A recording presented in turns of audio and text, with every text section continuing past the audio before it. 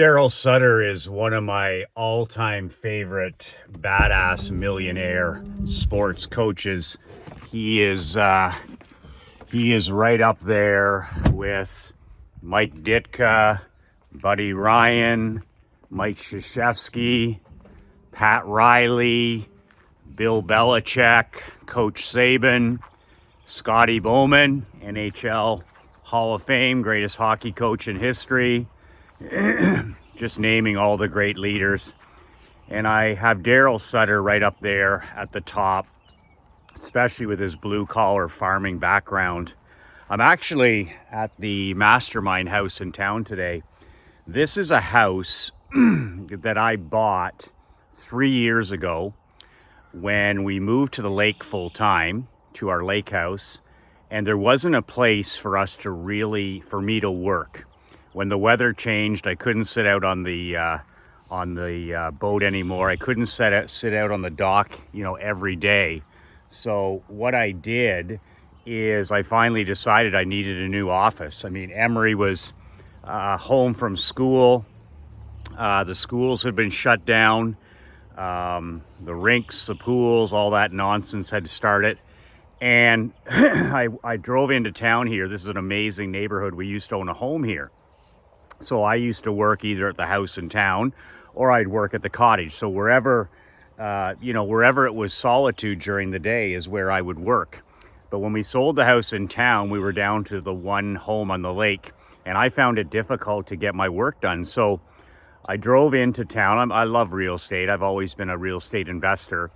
And I drove into town and I just said, okay, I want to buy a new home. I want to buy a home in a great neighborhood, and I want it to be something that I'm not going to have to worry about.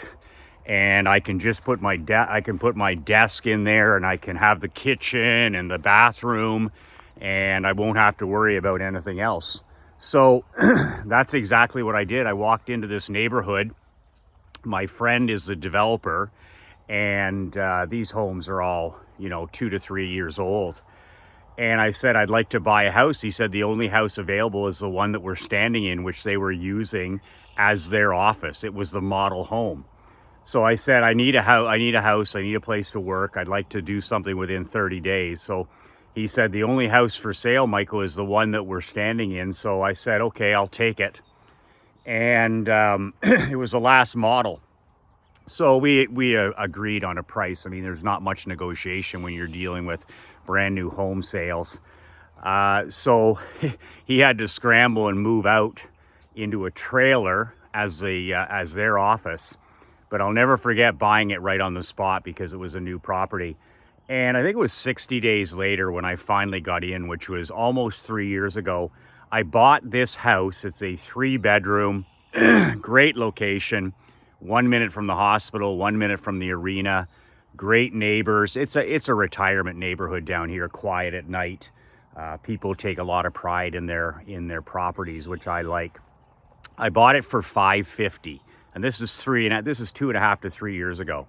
And I remember at the time saying, man, I said, that's a lot of money for this house in a small community. And, but I needed a place to work. $550,000, but I agreed to it. I needed a place to work. So I'd come in here every day. I put my desk in. The only thing that was in this gorgeous new home for a while was literally my desk in the kitchen, looking out over the meadow here, into the trees. I love to look at nature. I built a big back deck on the side. So I sit out there with my MacBook Pro in the afternoon. That's where I read. That's where I write when I'm in town. But I remember the $550 price tag, and I was like, that seems like a lot, but I need a place to work. So in the last 2.5 years since I bought this place, you're aware of everything that's gone on with real estate, with residential real estate, with the China virus and all that stuff. I have had 2 real estate agents offer me, the place is empty. All that's in here is my thousands of books, my swipe files. There's a couch and a chair. It's just a place I go to work. No TV in here, no sound system, none of that stuff, just pure solitude. I got a landline in here, I got a fax line, and I got a massive cockpit desk, and I just sit here and just pour pour out content, write, read. I work out in the gym sometimes, do my Hindu squats, the whole thing. But have people that look after the property, and I mean, I haven't done anything. I mean, I haven't painted inside or any of that stuff that I could be doing. So I've had 2 real estate agents in the last, 8 to 10 months say, Michael, we have offers at $725 to $750 for this property. People from Toronto or Ottawa wanting to move into an amazing place like Perth. So my $550 investment 2.5 years ago, my Mastermind House, as I like to call it, has become $750. So that's a $200,000 increase, and it's probably a little bit more now. So I've worked for free in this Mastermind House, and the day that we build our next home, which will have my home office in it, it'll be bigger than the lake house. If we're in Naples, I have my own office in the home that we bought there. So this will suffice for now when we're working at the lake house. It's an A-frame where you're on top of everybody. There's not a lot of privacy. So when I decide to sell this in the next probably year or two, it's good to know that I've been able to work here for free over the last 3 years. And my investment has grown from $550 to $750 and beyond. And regardless of what happens to the real estate market, this is a killer neighborhood, awesome.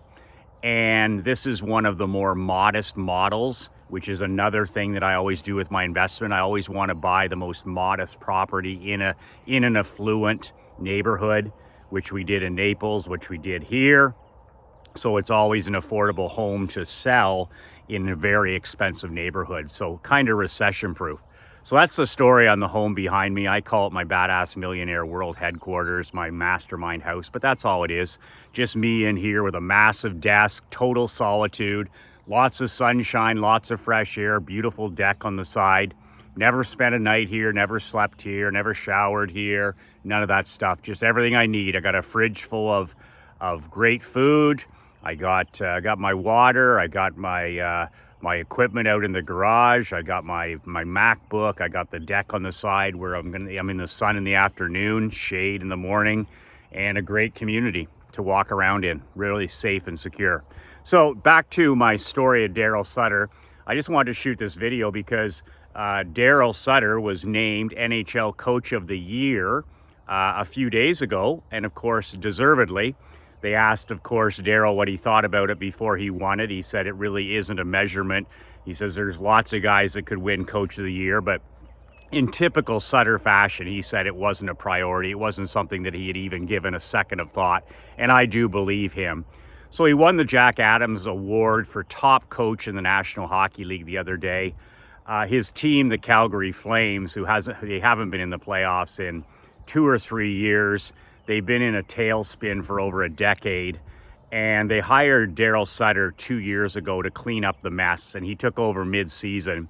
And it took Sutter a year and a half. It took him a year and a half to go into Calgary, like any other coach, whether it's a football program or a baseball program or a basketball program. But Sutter went into Calgary and basically took the gloves off, took a broom to the place, replace trainers, replace fitness people, scouts, managers, you name it, took a broom to the place and rebuilt it over the last year and a half. And it took him, he said the other day at his press conference, Calgary lost in the second round. Well, they haven't been to the second round in 12 years, so that was a good step forward. What I liked about his year-end press conference is Sutter has won a Stanley Cup as a coach and general manager, so he knows how incredibly hard it is to win, how difficult it is to win, and that the second round is not the same as contending for the Stanley Cup. But he talked about, they asked him about the success of this season and how hard it's been to change the culture. And that's the first word that kept popping out of me, and that's a word that we talk a lot about when it comes to world building and the clients that I work with, is changing your culture in your business and in your home. And that's world building 101. That's changing the culture in your business and in your world to a culture that supports you. A culture of high performance. You surround yourself with outstanding people and coaches and teachers and associates and allies. Well, that's what Sutter did in Calgary, and it took him a year and a half to get rid of all the losers, as the great Jimmy Johnson said in Dallas. He won 2 Super Bowls. How did he do it? He got rid of all the losers and replaced them with winners. Winners win, losers lose. And it was interesting. He used that word culture a lot and how long it took him to change it. And a second word that came up that I was really interested in was fitness, training. And Sutter said after his half season, which was a year and a half ago, they didn't make the playoffs. The message that he sent to every single player inside the locker room during their exit interviews, he sits down with every player when the season's over, man to man. And they asked him, what was the message that time a year and a half ago when they didn't make the playoffs? And he's like, get your fucking ass in shape. And that was his message. He says, we can't compete with other teams. We can't make the playoffs. We can't compete for 84 games a year plus playoffs. We can't have 100 games a year if we're not physically and mentally prepared. So his message was hammered home. And he said his players reported last September in the best shape that he's seen them since he's been here. That's not saying a lot, but they were better. And then they asked him on this press conference the other day, they said, what was the message now that you got to the second round in your second year? And his message was, get your fucking ass in better shape. And I just loved it. They said, is that still a problem? Is conditioning still a problem? These guys are making $5 million, $10 million, $20 million a year, and they need a head coach to tell them to get their ass in better shape. It's just unbelievable, the babysitting that we have to do in society today, whether it's business, whether it's personal, whether it's our athletes, celebrities, teachers, whoever it is, like unbelievable. So the message is the same. He said, it was better last year, but it needs to get a lot better now moving forward. But he also, the reporters asked him, the media asked him, they said, was that a factor in your loss to Edmonton? Was that a factor in why you lost to Connor McDavid? He's like, totally. He's like, we ran out of gas. So a team of multi-million-dollar athletes loses in the playoffs, okay? They lose because they're out of gas. Unbelievable. But this is why you need to hire people like Darryl Sutter. You need these ball busters, ball breakers, that's what you need. So Belichick, when he took over New England, nobody was in shape. Bill Parcells takes over all those last place teams, New England, the Jets, the Giants. They're not in shape. A guy like, it doesn't make any difference. The great coaches, Saban goes to Alabama, nobody's in shape. The culture needs to be changed. Mike Krzyzewski goes to Duke, nobody's in shape. Culture is all about losing, all about me, has to be changed. They take a broom to those places. So very interesting, listening to a winner, a cleaner, and a champion like Darryl Sutter. And another couple things that came up is they asked him, they said, what's the difference between this year and last year other than, you made the playoffs?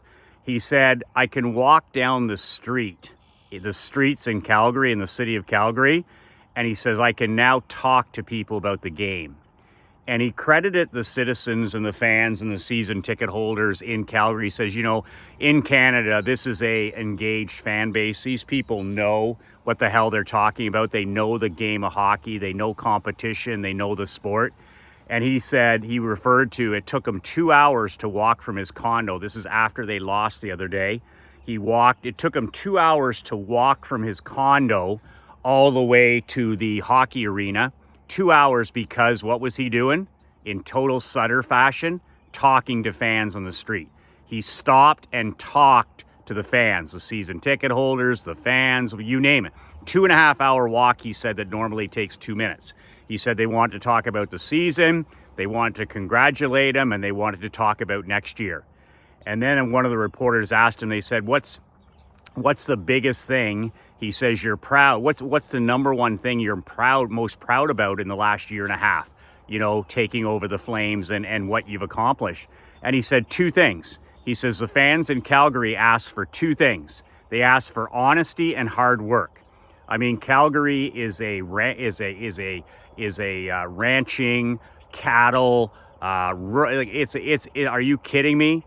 It's like Texas. It's like salt of the earth people and hardworking people. A lot of rural people, a lot of farmers, a lot of ranchers, a lot of people that work 7 days a week. And what did they want from their team that they haven't got over the last 12 years? What'd Sutter say? Honesty and hard work. He said, those are the two things that I'm proud of right now. He says, on most nights we were honest and we worked hard. And then he ripped the media and said, they can't always get honesty from you guys, can they? And I love when he calls those guys out. He doesn't give a shit about those guys. He doesn't care. He's going back to his ranch for the summer and so on and so forth. So I wrote a couple other things down here. Walking to work, that's just awesome. He's a guy, you know, like most of these guys, they drive a big SUV or whatever, never step out in the public. Sutter commutes but on foot to the arena after the series. Fitness number one. Oh, they asked him about the Stanley Cup. The media, of course, at his final press conference the other day. They're like, you know, so what is the goal? Obviously, the goal next year, Darryl, is to win the Stanley Cup. And he literally laughed in the reporter's face. He said, that's the goal of 31 teams. Everybody wants a parade. But he said, and I love the accurate thinking discipline, he said, no, it's not. He said, our goal, and I love this, it's not about outcomes, like it's about processes, not outcomes. That's what I teach my world builders. Like, people who win Stanley Cups never talk about winning Stanley Cups. People that win World Series never talk about winning the World Series. People that win the NBA title never talk about winning the NBA title. Guys that make $1 million a year net never talk about making $1 million net. Men that lose 75 pounds in a year never talk about losing 75 pounds. It doesn't matter what you are. You know, it's like Rafael Nadal never talks about winning Grand Slams. He talks about the process, not the outcome. So Darryl Sutter would have none of this from this reporter. I mean, these reporters, they never played a fucking sport. They wouldn't know a puck from a car. I mean, no idea. So they said his next year, he wouldn't bite. He's like, no. He says, actually, our goal, he says, is the draft. That's the number one thing, is to draft good quality players next month. So that was the next goal. Then he said the off-ice conditioning week to week, which is process, because what did he tell the players? To get in even better shape. He says, we can't win. Fatigue makes cowards of us all. We're not in good enough shape to win. So he said, then the summer is the process goal. Working out in the summer. He'll go visit each player.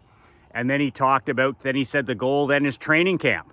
And then he said the goal is the exhibition schedule. And then he says the goal is opening night. And he went on like this, and it was all about process, not the outcome. He wasn't going to dare talk about that stuff. And it was just amazing how a cleaner's mind works, where he's like already turned the page to the draft, to recruiting, and then conditioning. But he's always talking about are the things that he can control and the players can control. You can't control whether you win the Stanley Cup. You can't control whether you win a Division I football championship. You can't control that.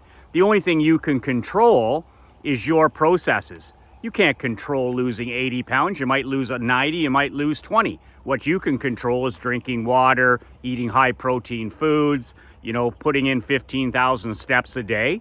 It's about the process. Champions worry about the process. And that's what Saban says all the time. Trust the process.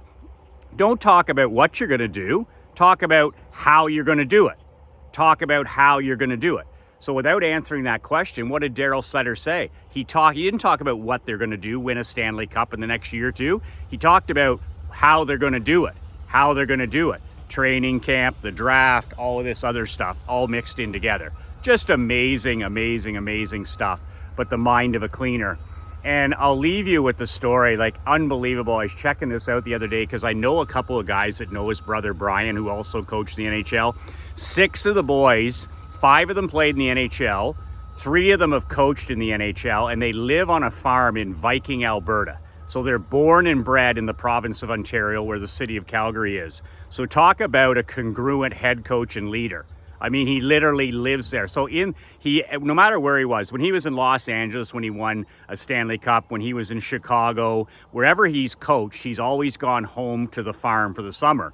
Well, he doesn't have to go far now because he's living and breathing in Calgary, so he just heads home. But I heard a story the other day.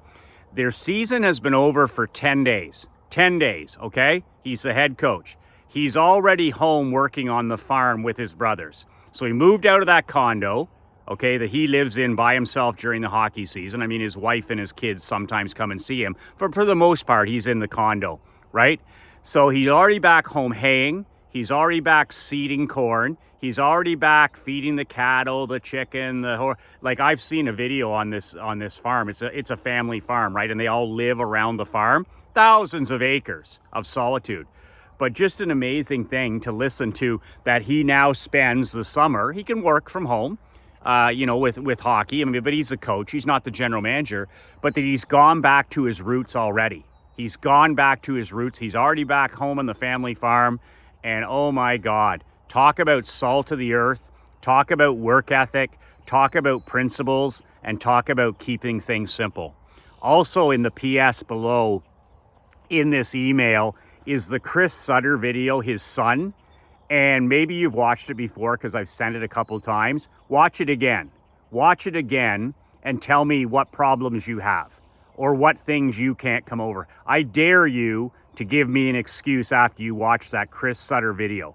And the best line in that video is Darryl saying to the doctor, you know what your fucking job is. You know what your job is. That took half a second. That Chris Sutter is so inspirational, so motivational, and it makes me count my blessings. It makes me go home and hug my wife and hug my daughter and call my mom and call my dad and tell all those people in my small circle how much I love them every single day, and that, yes, they are the most important people in my life. They're more important than business. They're more important than sports. They're more important than anything else. Make sure that you do that every single day. You hug your wife, you hug your children, and you live congruently, and you prove to them every day that they're the most important people in your life. And in the meantime, check out that Chris Sutter video in the PS. It's also unbelievable, absolutely unbelievable, inspirational, makes me count my blessings every single day. So that's it for today. If you like these videos and you like this style of hard coaching and accountability, you can grab a copy of my book at nobullbook.com. It's $20. It's a real book, paper and ink. I'll ship it to your home or business. That's lunch money in your pocket. And if you want to work down the road, private one-on-one with me in a coaching group with like 10, 15, 20 other guys, like-minded, if you like hard coaching, accountability, and you want to take your life and your business to the next level, you can apply to be part of my world building program. And you can do that at badassmillionaire.com/apply. Just answer a few questions. There's like 5 or 6 questions. That'll put you on a waiting list. And then you and I next month will get on the phone, no salespeople, and we'll talk whether it's a good fit for you and also whether I'm the coach. It may or may not be. It doesn't matter. It's win-win either way. But if you do want to apply, there's no pressure. I don't care whether you join or you don't. But if you want to work with me, you can do that at badassmillionaire.com/apply. And that's my 8-week world building program. So that's it for today. It's starting to rain. This will be chasing all the snowflakes in. They're afraid of water now. My daughter, she just keeps going out all the time and dancing in the rain and running in the rain and all this kind of stuff. She just loves it. Same thing she does in the snow and the cold. She's an alpha female, though. She's no cupcake. She's an alpha female like the Sutter boys. So that's it for today. Remember to hug your wife and hug your kids and tell them how much they mean to you. 2 words that changed my life, 2 words that will change your life. Be relentless.